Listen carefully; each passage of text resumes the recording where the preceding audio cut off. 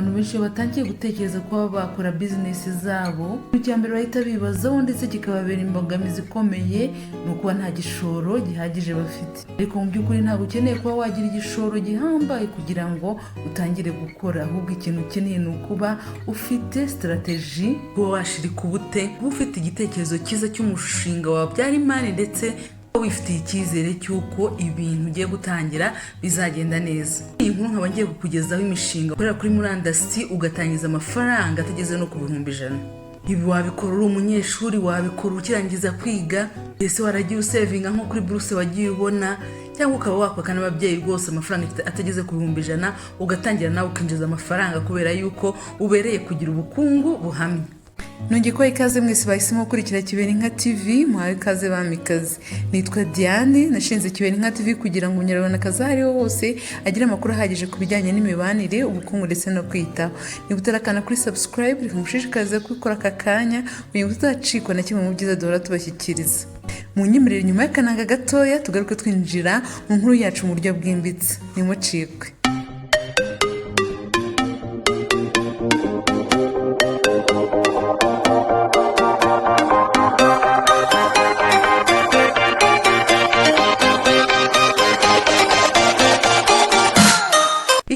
Kizi business rero wakorera kuri murandasi nuko udakeneye no kuba ufite ibiro runaka. Ni ibintu wakorera mu rugo iwawe rwose utiri gusohoka.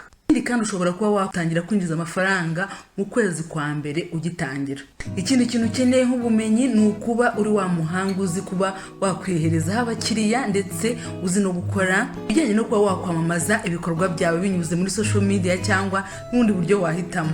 Ikindi kintu ukeneye ni ukuba ufite smartphone cyangwa ufite na machine na internet. Ikindi kintu uzakenera ni ahantu y'amafaranga azajya anyura, gusa abantu bashobora no kukwishyura binyuze mu buryo bwa mobile money. Ikintu cya mbere kandi cyoroshye wakora online kigakwinjiriza amafaranga ni ukuba uri wa muntu ucuruza ibicuruzwa bitandukanye ndetse no kubishyira abantu babigusabye abakiriya ahantu bari binyuze kuri murandasi. Ibi ngibi bikorwa biti, ibi ngibi rwose kubikora nta nubwo ukeneye kuba ufite iduka runaka. Ikintu cyose wahitamo, byaba ari ugucuruza imbuto, byaba ari ugucuruza ibikoresho bya electronique, byaba ari ugucuruza imyenda cyangwa n'ibindi bikoresho by'ubwiza, ikintu ukeneye ni ukuba wagirana imikoranire n'abantu bafite amaduka rwose, warangiza ukajya ubagurishiriza ibikoresho byabo ukabonaho ayawe ariyo ya komisiyo.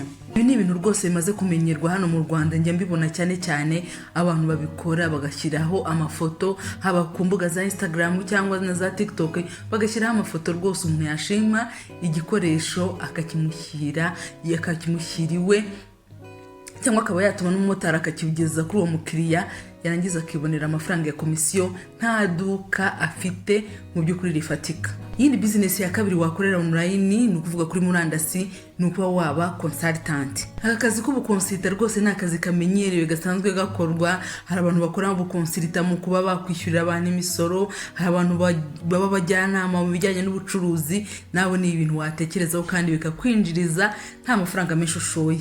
Ikintu kimwe wakora rero ni ukuba wakwakira video calls cyangwa na audio calls ukakira ibibazo by'abakiriya wangiza ukanabagira inama. Ibi ngibi bishobora kuba ari ibibazo bafite mu bijyanye n'urukundo se, mu bijyanye na business, mu bijyanye no kuba batangira imishinga, mu bijyanye no kudeclare imisoro. Umva ni byinshi rwose. Wakora website yawe ubundi rwose ukajya winjiza amafaranga wifite machine yawe gusa na internet bikagenda neza. Indi business ya gatatu wakora ni ukumanaginga imbuga nkoranyambaga z'abantu runaka cyangwa n'amakampani. Muri iki gihe rwose usanga nta business cyangwa umuntu yaba ari umuntu ukomeye cyangwa n'uworoheje uba udafite account ku mbuga nkoranyambaga runaka. Rero usanga kenshi aba bantu baba bafite ibintu byinshi bakora mu buryo batabona umwanya uhagije wo gukurikirana n'izi social media zabo. Ushobora kuba wakwegera abahanzi, ushobora wakwegera amakampanies rwose ukababwira uti imbuga nkoranyambaga zanyu rwose muzimparire zabyikorera. Ikindi kandi ushobora no kujya ku mbuga zibaho imirimo ya freelancer, kugira nk'urubuga rwa Indeed, Flex Jobs na Upwork, ugakuraho rwose ukabonaho amakampani ashobora kuba akeneye abo bantu bakora ako kazi ka social media managers. Ikindi kintu wakorera online ni ukuba umuntu uyobora ba mukerarugendo. Ibi ngibi rwose kugira ngo ubikore ushobora kuba ufite urubuga nkoranyambaga cyangwa ufite na website ugashyiraho ibikorwa byawe, ubundi ukajya wakira ba mukerarugendo ukabafasha gusura ibice bitandukanye rwose. Ibi ngibi kandi wabifatanya no kuba waba photographe, ujye ugenda bafata amafoto atandukanye, ubereka ahantu barira, ubereka ahantu basura. Ikintu kinini nuko wakorana n'abantu bafite imodoka zaba mu kerarugendo, igihe wakire nk'itsinda rinini ry'abantu. Iyi ni business wakorera kuri murandasi, ni gukora nko mu blog, no kuvuga ngo ni umuntu uba uraho yandika inkuru akazishyira kuri website ibintu runaka yahitamo. Ibi ni ibintu gusa byagusaba kuba uzi kwandika, kuba ndetse ufite na website uzajya ushyiraho ya nkuru yawe. Ikindi kandi ni byiza yuko wahitamo ikintu runaka wandikaho kizatuma abantu basura website yawe. Akandi kazi wakorera kuri internet rwose bitagusabye igishoro gihambaye ni ukuba freelancer.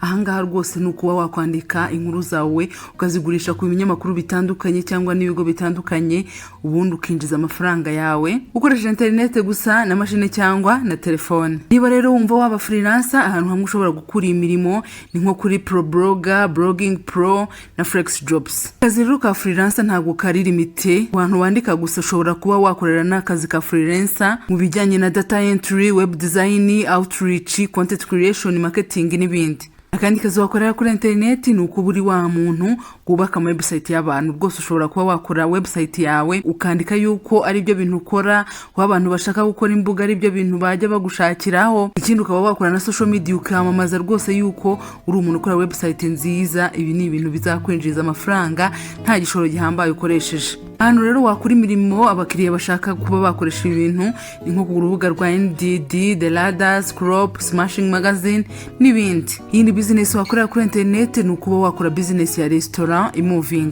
Bivuga ngo waba uri wa muntu ugemurira abantu ibiryo ahantu bari, abantu bagiye batanga amakomande rwose warabyamamaje ugateka ukabagemurira ahantu bari. Ibi nabyo rwose ntabwo byagusaba ibintu byinshi, watangira ku bantu bakeya rwose ukazagenda uzamuka ongeraho abantu benshi, ari nako wagura business yawe. Rero ndakeka izi business nkubwiye zigeze muri 7 rwose hari imwe wahitamo ugatangira nawe ukinjiza amafaranga kubera yuko ubereye kuba wagira ubukungu buhamye. Ndahamya nashidikanya yuko umaze kumviza inkuru rwose wumvise yuko wabasha gutangira business yawe, small business, mu mafaranga atageze no mu 100.